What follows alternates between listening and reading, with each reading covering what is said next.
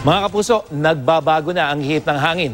Mula sa easterlies ay unti-unti nang nararamdaman itong southeasterly at southwesterly flow. Yan po yung hangin mula sa may southern hemisphere na pinagmumula naman ng hanging habagat. Maraming moisture itong dala kaya maging IM ready tayo sa mas madalas na thunderstorm gaya na lamang dyan sa Mindanao na halos araw-araw na ang ulan na may kulog at kidlat. Sa datos ng Metro Weather, mataas pa rin ang posibilidad ng thunderstorm dyan sa may Cordillera at Ilocos Region sa Luzon, sa halos buong Visayas at Mindanao, bukas ng hapon at malalakas yung mga thunderstorm mga kapuso. Habang maghapon naman ang ulan sa may extreme northern Luzon, dyan sa may Cagayan Valley at rehiyon ng Mimaropa.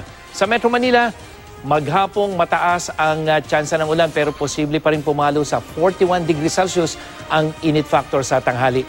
Pinakamaalinsangan naman dyan sa may Tugigaraw, Cotabato at Zamboanga na nasa 45 degrees Celsius yung inaasahang damang init. Nasa 44 degrees Celsius naman ang posibleng init factor sa may Dagupan, Cabanatuan, Catarman at General Santos, habang 43 degrees Celsius naman ang inaasahang heat index dyan sa may Cebu at Catbalogan. Kaya mga kapuso, umiwas sa matinding sikat ng araw at uminom ng maraming tubig.